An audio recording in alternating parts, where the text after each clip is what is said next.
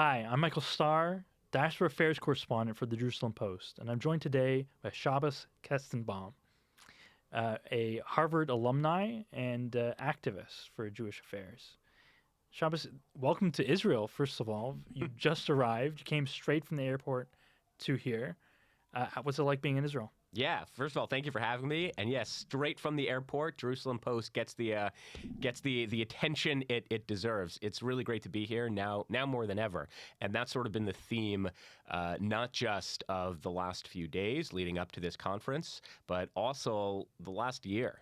Young American Jews are very proud to stand with the land of Israel, the state of Israel. We are continuing to fly American and Israeli flags on our college campuses to talk about Zionism in places where you don't typically talk about Zionism. And whereas the rest of the world sees Houthi missile attacks and cross-ground invasions and sort of runs away, young American Jews are running towards. We so deeply feel an attachment and a connection to the people and to the land. And every time I come here, it's really just such a privilege. Well, you've been charging forth as the tip of the spear for a while now, taking on campus anti-Semitism, in one of those ways with a lawsuit.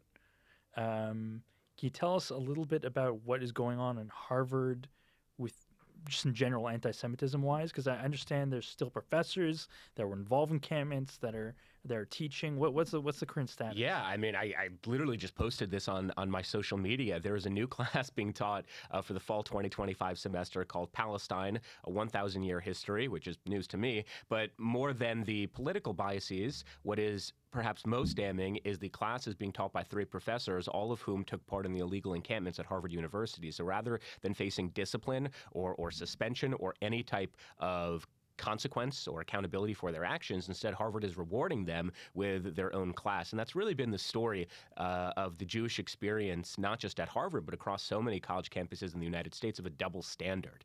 Jews are not asking for special treatment under the law. We are asking for equal treatment under the law. When people follow Jews on their way to class, when they call for ethnic genocide against their classmates, when they physically assault students, when they steal mezuzahs and draw swastikas outside of dorm windows, there needs to be accountability, punishment, and discipline as a deterrence to make sure that no student, Jew, Christian, Muslim, black, white, will ever be treated the way that I and other, unfortunately, all too many Jewish students on college campuses have been treated. So we filed our case last January pertaining to the obvious civil rights violations of Jewish students at Harvard.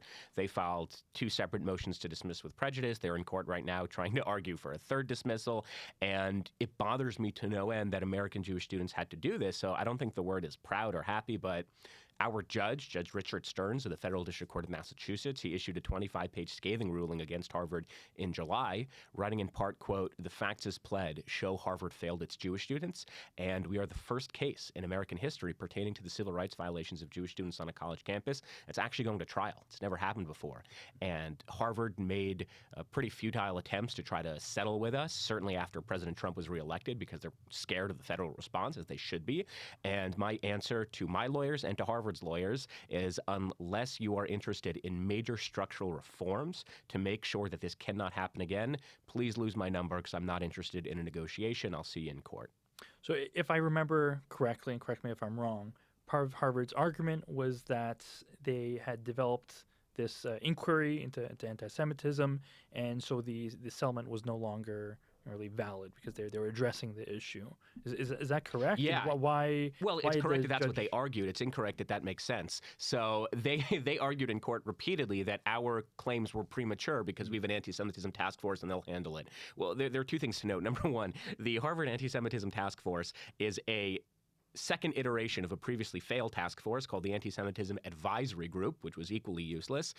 Its most respected member, my professor and role model, David Wolpe, resigned, citing how ineffective it was, citing how it was used as a prop for Harvard to show the media, to show the United States Congress, oh, we're taking this issue seriously because we have an advisory group. It was disbanded. It had no real power. Claudine Gay, the then president at the time, she never met with them. So Harvard comes up with a brand new idea. We're going to have a second task force. And this task force was led by a woman named Rafaela Sadoun, a professor at the business school. She led it for about a week and then resigned, saying, just like David Wolpe, this is a prop. This is a way for Harvard to show it's doing something without actually doing something. So Harvard, in its brilliance and its wisdom, they decided they're going to replace Professor Sadoun with someone new, Derek Pensler. Professor Derek Pensler is the head of the Center for Jewish Studies at Harvard University. This is someone who has put his name publicly on a statement calling Israel an apartheid state. This is someone who has said that anti-Semitism at Harvard University is, quote, exaggerated. He said that twice to two different media outlets. This is someone who has been investigating anti-Semitism for more than a year and still has not come out with a final report. And at first, I wouldn't be able to say this on the record, but I kind of stopped caring.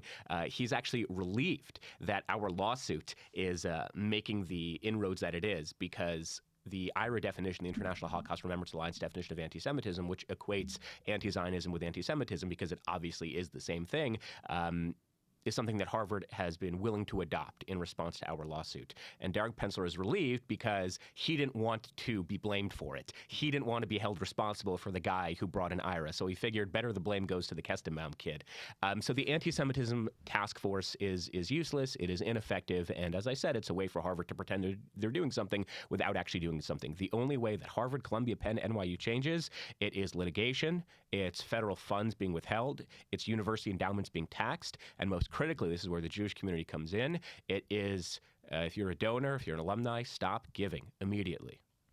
So first of all, I'm really impressed how you managed to say the full name of IRA in one breath. That alone is a miraculous achievement. Second of all, I'm surprised that Claudine Gay didn't just say that she met with the group and sent someone else and said that it was her who met with the group. Yes, there are many things to say when thinking and talking about Claudine Gay. This is an individual who, forget about the fact she said that you could call for the genocide of Jews on campus, depending on the context. Forget about all that. Infamous. The infamous congressional testimony. I mean, forget about that. That's sort of the icing on the cake. But this has been building up for months. She was billed when she was appointed as the president of Harvard University in what was Harvard's shortest selection process in more than a century. She was billed as a scholar. And when, of course, that wasn't true. In fact, Penny Pritzker, who's the head of the corporation at Harvard University, she knew that there were serious allegations of plagiarism against Claudine Gay while they were making this selection, and she didn't care. Why? Because Harvard and most institutions of higher learning in the United States have been infected with an ideological poison called diversity, equity, and inclusion, DEI. Claudine Gay is a black woman with the last name Gay. I mean, that's 3 for 3. This is someone who did not have any particular intellectual abilities. This is not someone who is a leader on campus. This is someone who could not condemn the rape, the beheading, and the murder of Jews, of babies, of women after October 7th. She puts out 4 days later a half-assed statement that is so terrible she has to retract it. I mean, this is not someone who should be thought of in any terms of endearment or fondness. I mean, I can't say any good about her because she really has, in my opinion, she has done a tremendous disservice, not just to Harvard as a university, but to academia, broadly speaking. It's entirely self-imposed. Well, listen, she can Control-C, Control-V like no one else. But, she's behind us. A lot of the people that were in the lawsuit with you, they settled, and you decided to push on. Was this because you were specifically seeking these structural changes at Harvard, and you felt the settlement didn't achieve that? Correct. The settlement at its core, while it was a good step in the right direction, it did not achieve any of the fundamental reforms that Jewish students and all students at Harvard need. And that is, for example, there are 2 students who physically assaulted a Jewish student at Harvard Business School. None of them have been disciplined in any measurable way. There are professors who took part in the encampments calling for an intifada, violating all time, place, and man restrictions. Forget about they haven't been disciplined in any way. They're now teaching classes on Israel-Palestine. There are hundreds of millions of dollars in unmarked foreign funding from adversarial countries given to Harvard annually. And we need to address all of those issues. And this settlement, again, while it's better than nothing, it does not address any of those issues. And to me, it is incredibly difficult to be doing this alone. I don't like the fact that I'm the only named plaintiff, But as I constantly tell my lawyers, if this is the only way that we think we're going to get to those changes, then we really don't have any other option. And that's an important point to make, because after October 7th, I tried working with DEI and I tried working with the Claudine Gays of Harvard, and it was readily apparent that they were both unable and unwilling to work with students. So we had to take this drastic step. We filed litigation not because we wanted to, we filed litigation because we had to. There was, you mentioned, you alluded to Qatari funding of academic institutions. A lawsuit that just dropped or was made public recently was one by October 7th victims against Columbia anti-Israel organizations, dropping some heavy allegations that these groups not only had foreknowledge of October 7th and prepared for it in advance. This is the allegation. I can't confirm it. It's very loaded allegations.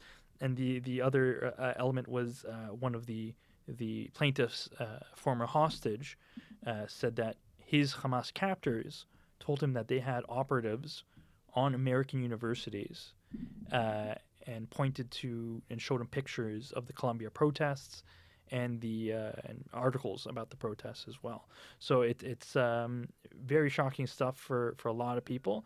Some people making these suggestions or these suspicions for a while.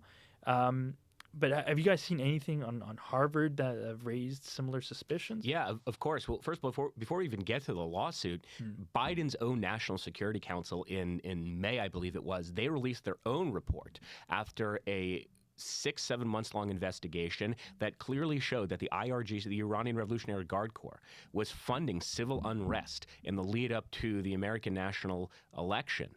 This was unrest that manifested on our college campuses, Columbia probably being the hotbed of this, but also on the streets. And the problem with that National Security Council report is while it showed that there is this link between the IRGC and anti-Israel, anti-American, anti-democratic groups on our college campuses, what it didn't do is say, well, here's what we're going to do about it, which is why the private litigation is so important. So this lawsuit that you're talking about was actually filed by my lawyer, Jason Torchinsky of Holtzman Vogel. So I'm very proud of the fact that I have legal counsel that isn't just fighting the fight in academia, but they're fighting the fight on behalf of the American people and the Jewish people, broadly speaking. The allegations are really concerning. There's one thing that really stood out to me, and this was known for a few months, but it's worth repeating. Columbia University had a recognized Students for Justice in Palestine club. That club was dormant on social media for months. 3 minutes before the attacks on October 7th of 2023, the Columbia Students for Justice in Palestine social media page lights up for the first time in months, saying that, stay tuned, we'll be back, we have things in store.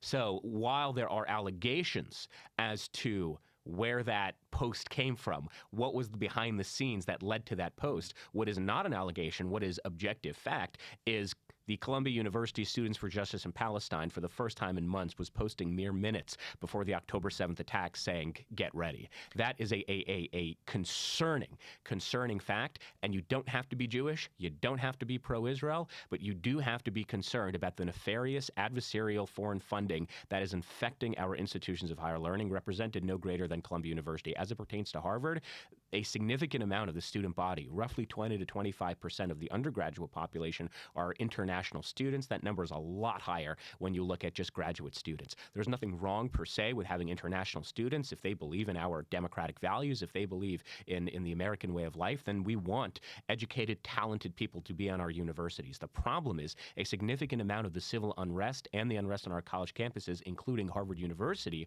was brought as a direct result of foreign students being on a foreign student visa. And one of the reasons I supported President Trump so strongly was he was the only candidate who told me to my face that we are going to enforce the law once again, that if you're on a foreign visa as a student and you are arrested or you purport or support terrorist organizations like Hamas, or you are following Jews on their way to class, we will send you back to your host countries. That has been the law for 50 years. The problem is, under Biden's Department of Justice, it's never been enforced. This is not Islamophobic. It's not bigoted. It's not controversial. It's simply enforcing the law. And that is why I'm so ecstatic about what's happening at Columbia, the detention, eventual deportation of Mahmoud Khalil and other students. And I'm working in a personal capacity with the Joint Task Force on Anti-Semitism, with DOJ, with government leaders in the House and the Senate, to make sure that students, not just at Harvard, not just at Columbia, but across college campuses, will finally be held accountable for their actions.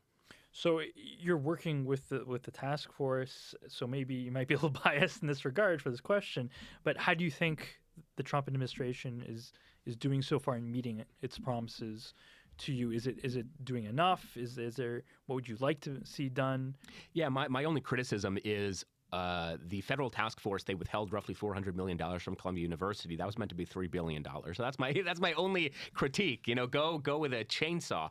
I'll say this. When I spoke at the Republican convention at the time, this is in July or August, I took pains not to endorse a presidential candidate because I wanted to show the Democratic Party I can still play ball. I'm a registered Democrat, and I wanted to work within the framework of the political system.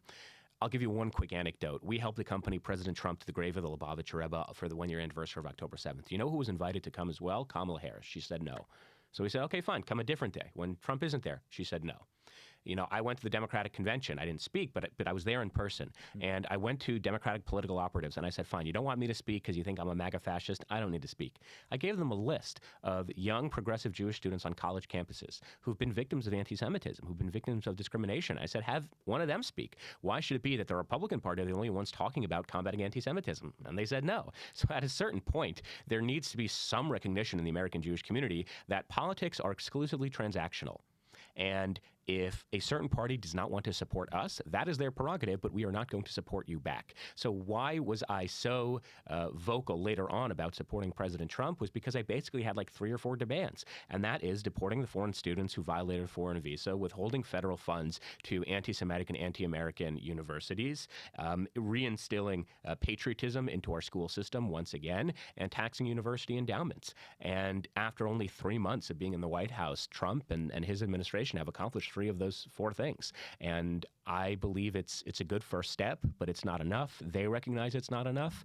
And the only questions they sort of seem to be having now is just how much can we cut and which universities. But there is certainly an alacrity, there's an enthusiasm to get this done relatively quickly. So it's not a threat, it's a promise. Harvard is next. So you're a Democrat, and you try to engage with the Democrats on this issue, and it sounds like it just fell completely flat. Is this does this track with your movement towards supporting Trump in his bid for the presidency? Because you were very prominent as a voice during the presidential elections. Yeah, I mean, I always say I can compare my progressive credentials any day of the week. I marched for Black Lives Matter. I marched when Roe v. Wade was overturned at the Supreme Court. I voted for Bernie Sanders twice. I knocked on doors at the age of 9 for Barack Obama. I'm a through and through liberal, or at least I was. And there hasn't really been a difference or a change in my values. It's simply been a reprioritization of my values. So I believe in strong federal action to combat climate change. I believe, to some degree, a woman's right to choose her reproductive health. I believe in a strong federal minimum wage. I also believe we cannot talk about those issues if we are dead. I don't believe we can talk about those issues if there are American hostages suffering in Gaza. I don't think we can talk about those issues if there are American students on their college campuses being physically assaulted and denied access to educational opportunities due to their religious identity. That, to me, is my only concern. And I believe very strongly that the NAACP, the National Association for the Advancement of Colored People, they should advance causes that align with their African-American community. And the Human Rights Campaign, the LGBTQ plus coalition in the United States, they should vote for policymakers who advance their ideology. And I'm trying to make the argument, even post-Donald Trump, that the American Jewish community should, for the very first time, vote for policies and for policymakers who advance our community's interests. Politics are transactional. They just are, especially American politics, which are binary. Either one party wins or the other party wins. We don't have the Knesset system. Maybe that's for the best. We don't have dozens and dozens of different parties. We have 2. And if you want to show the Democratic Party that you should be taken seriously, then stop being taken for granted. I believe that one of the reasons the Democratic Party did not meet with Jewish students, I believe one of the reasons the Democratic Party was increasingly hostile to the state of Israel is because they kind of figured, well, we have 75 to 85% of the American Jewish vote locked up anyways. So why do we have to start making concessions to a group that's going to support us regardless of what we do? And whether you love Donald Trump, whether you hate Donald Trump, the fact of the matter is, it is a good thing that 45% of New York Jewry voted for Trump, 44% of Pennsylvania Jewry voted Trump, 41% of Ohio Jewry. Why? Because it shows we are an electoral force to be reckoned with. And if you, the Democratic Party or the Republican Party, if you want to win elections, which honestly I'm not so convinced the Democratic Party wants to, you better start making concessions to us. Don't treat us with special treatment. Treat us with equal treatment. You make concessions to every other minority group under the sun. Do the same with Jewish Americans. So you sound a little skeptical about it, but do you think that there's any sign that the Democrats are going to stop taking Jews for granted, as you kind of described? Is there any chance that they're going to start to engage with you and other activists on this issue? Look, I even though I'm in the humanities, I try to be data focused. I try to look at the numbers, and I have a saying, Democrats lie, the numbers don't. The fact of the matter is, the Senate Majority Leader, or the then Senate Majority Leader, Chuck Schumer, who called for the overthrowing of the democratically elected Benjamin Netanyahu, who lied to Jewish students to our faces, who told Columbia University to ignore congressional investigations into anti-Semitism, who refused to bring the Anti-Semitism Awareness Act to a floor vote. He's still the Senate Minority Leader for the Democratic Party. He's still their leader. Why is that? I mean, leaving aside the anti-Semitism for a second, Well, this they're is kind of someone, angry at him right now over the budget stuff. They are angry simply because he didn't cave. He didn't cave to the far left elements of the party. That's why they're angry with him. They're not angry with him because under his leadership, the Democratic Party was eviscerated, not just on a presidential level, but the Senate Democrats got destroyed. House Democrats got destroyed. This is a clearly ineffective leader who's overstayed his welcome. So they're not mad about any of that. They're simply mad that you should have been more anti-Trump. So they clearly have not learned the lessons of the election. So in terms of whether I'm optimistic, look, we all know and love Richie Torres, John Fetterman, Kathy Manning. The problem is we know and love them because they're such an anomaly, because they're such a rare breed in the Democratic Party. And I have yet to see those voices being elevated and amplified. I certainly hope Richie Torres runs for governor of New York, where I live, or Senate. You know, he can replace Chuck Schumer.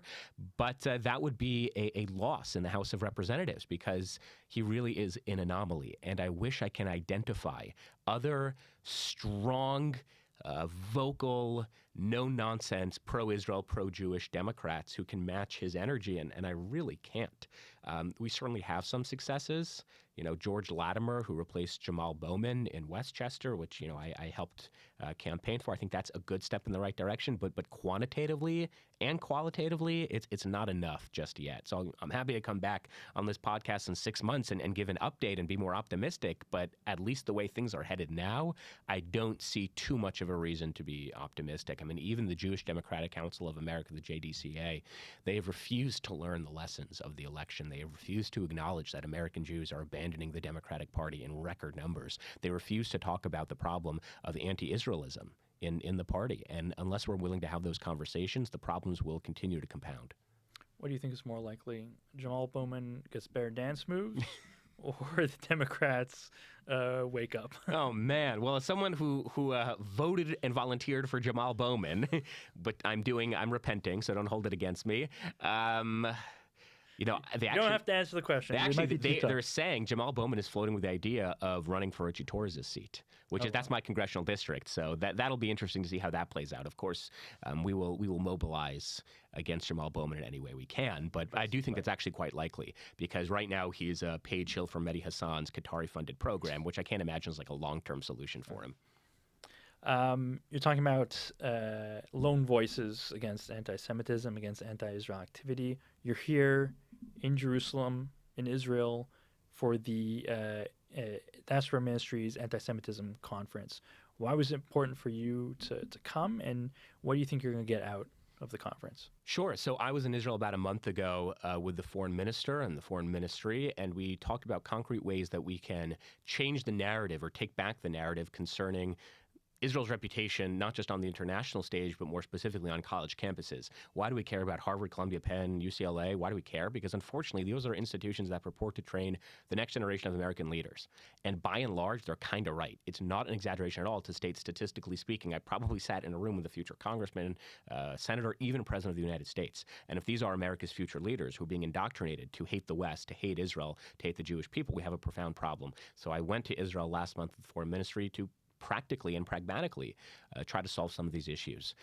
That is the exact same rationale and thinking I have being here. I would be foolish, given the limited political leverage American Jewish students have. I would be foolish to refuse an invitation to come speak in front of the Diaspora Affairs Minister, in front of the Prime Minister, meeting with the President of Israel, and not talk about ways that the State of Israel can help Jewish students who are fighting for the State of Israel and are fighting for the Zionist movement on our college campuses. I would be foolish to not do that thing. Does that mean I agree with all of the invited guests? Does that mean I agree with all the political ideologies being propagated? No, of course not.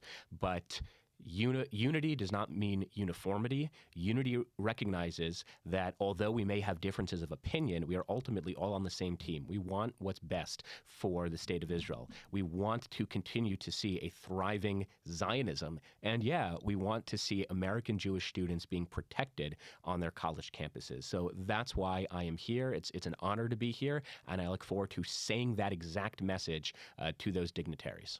I don't want you to give too many spoilers because imagine you're saving things for your speech. But is there at least one thing that you can share that you think would be important for the State of Israel to do for diaspora Jews? I'll answer it with the following anecdote that really stuck out with me. So Prime Minister Netanyahu was in the United States 6 weeks ago. He met with Christian evangelical leaders, and he met with Jewish students. And he did not meet with any of the Jewish nonprofit, any of the Jewish establishment leaders. And when I spoke to the Prime Minister, I actually mentioned this. I said, I don't know if this was intentional, although between us, it was obviously intentional.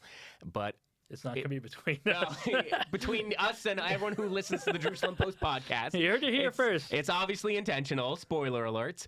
And in the same way that Abigail Adams writes this letter to John Adams saying, remember the ladies, in a similar vein, remember the students, because so many young American Jews have really been let down by the Jewish establishment, who at best, being generous, were unprepared to meet the moment post-October 7th. And as I said earlier, young American Jews have really woken up post-October 7th, and they really don't want to go back to sleep. They are on fire with their love of the story of the Jewish people. They are connected to the land of Israel. They're attached to the people of Israel. And it is critical that while the American Jewish establishment may not have met that moment, the State of Israel meets that moment, because they have resources, they have funding that they can allocate to young American Jews on college campuses who want to amplify the cause of Israel. And we need to do everything we can to make sure that those students who, as I said, are talking about Zionism in spaces where you do not talk about Zionism, who are wearing the Star of David necklaces in hostile environments and are waving Israeli flags at campuses where they've been burned, literally burned, set on fire before. And we need to support those students. And irrespective of your political ideologies, irrespective of how the war in Gaza should be conducted, we can all agree that the frontline warriors on campuses who are brave enough to do all of those things, they need to be helped in any way we can. That's what I'll be telling the Prime Minister. That's what I'll be telling the President. That's what I'll be telling Minister Shickley. We need to support American Jews on college campuses. They are not tomorrow's leaders. They are today's leaders. So those leaders of tomorrow or today. Sorry, I messed it up. It's getting. You haven't made the speech yet, so it hasn't come into effect yet. So, what do you think they're going to be facing in these coming semesters? Are we going to see any new trends in the anti-Israel activity? Are they going to return to encampments, do you think? Right now they seem very building occupation focused. Is there anything new that there's signs of, or is it going to be the same old? It's a great question. So people look at Harvard and they say, well, you don't have encampments anymore. People aren't living on tents in the middle of the quad, so things must be better. And that really does a tremendous disservice to the reality on the ground, because I believe it is this genteel anti-Semitism that is not so manifested externally, that is not so tangible, that is far more dangerous.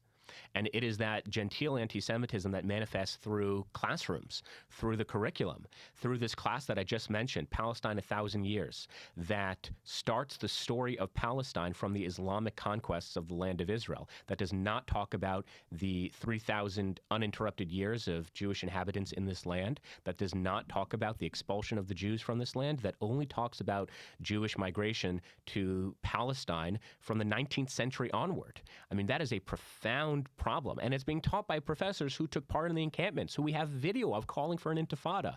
And it is that type of political indoctrination that is morphing and is growing stronger, because universities are really under the thumb of the Trump administration. They are scared to death of losing more of their funds. They're scared to death of having their endowments taxed. They're scared to death of this mass exodus of donors, Jewish and non alike.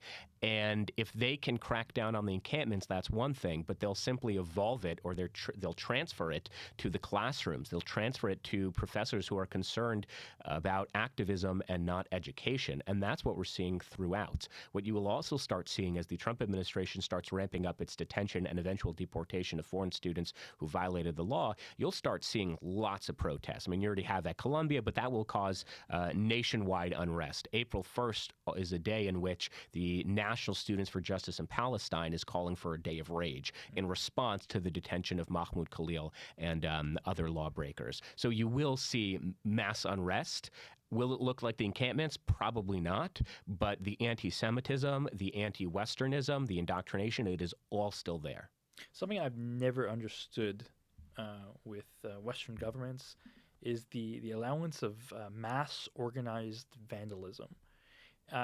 Especially in the UK, where they have Palestine Action, in which they openly gloat about, they film all of their vandalism, they post it on social media, they show their faces, they post their names, they have training days for it.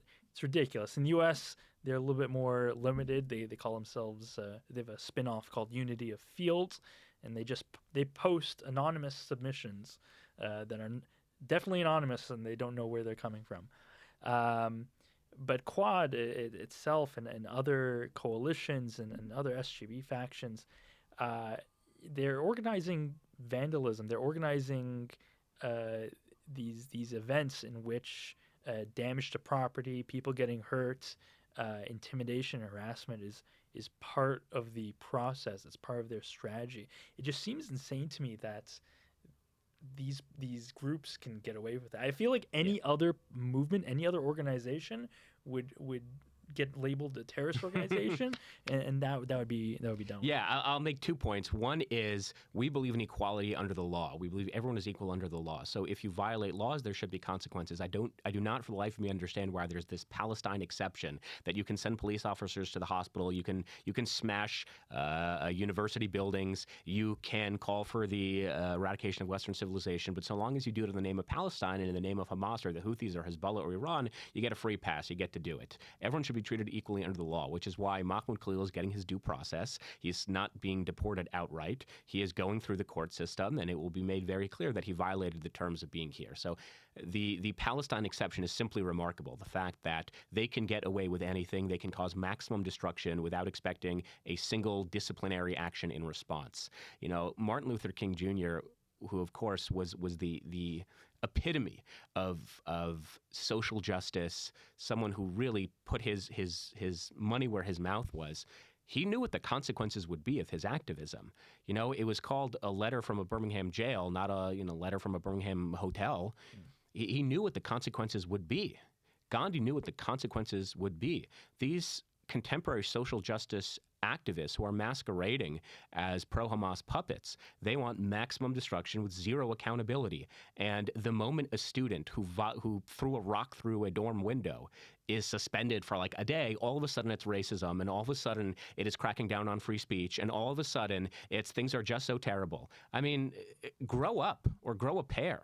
You know, if you want to be the leader of a cause, if you model yourself after MLK, which they do, they think of themselves as civil rights icons of their times, expect consequences. So that's the first point. The second point that I want to make is a lot more foundational and fundamental. We in the United States have a crisis of accountability, whether it's the southern border, whether it's the subways of New York, or whether it's our college campuses. We have created a culture where lawbreakers are literally immune from discipline, and we have attorney generals, or we had attorney generals, we have local DAs who do not prosecute crime. We had to protest through an organization called End Jew Hatred outside of the offices of District Attorney Alvin Bragg. He's the district attorney for Manhattan. We had to protest outside of his office, begging him to press charges against the more than 160 vandals at Columbia University who, again, sent police officers to the hospital, who smashed windows, who called for an intifada, who followed Jews on their way to class. We had to beg him to do it because we do not have lawmakers, we do not have district attorneys, we do not have individuals at the highest level who are willing to prosecute crime. And that is the only way you combat anti-Semitism. It's not another Holocaust museum. And I went to Harvard to study the Holocaust. That is my academic specialty. I've been to Poland 30 times. Everyone should go to Holocaust museums, but we don't need more of them.